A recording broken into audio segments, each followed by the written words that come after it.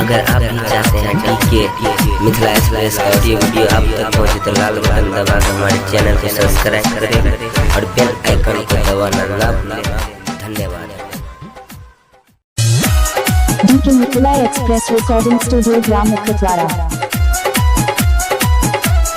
DJ Manish Raxaul माँ Gayatri recording studio.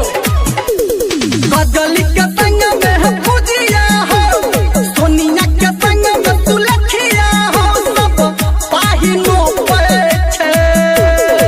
खेत में कदबा के छोरी धान रोपे छे, धान रोपे छे हो, धान रोपे छे, धान रोपे छे हो, धान रोपे छे, धान रोपे छे।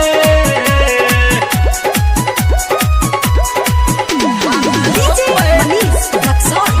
अभी आप सुन रहे हैं सावरिया म्यूजिक। मौसम लहका भले मस्ताना है, छोटकी गादा निकल गाना, गादा निकल गाना। मौसम लहका भले मस्ताना, मस्ताना ई छोटकी गादा निकल गाना। बिटिया के संग में बबतिया हो, मुनिया के संग में दुनिया हो, सब माटी थोपे छे।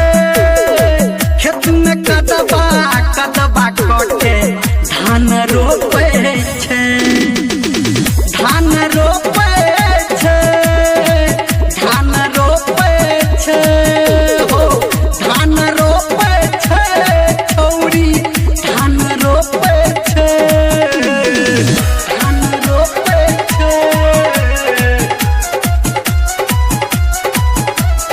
DJ मनीष रक्सौल।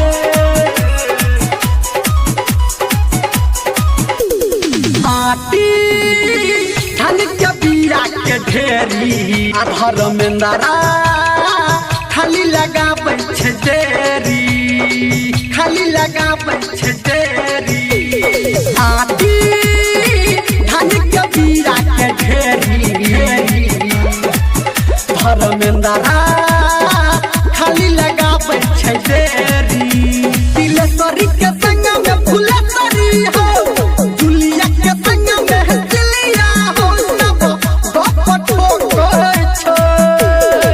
खेत में कदबा के छौरी धान रोप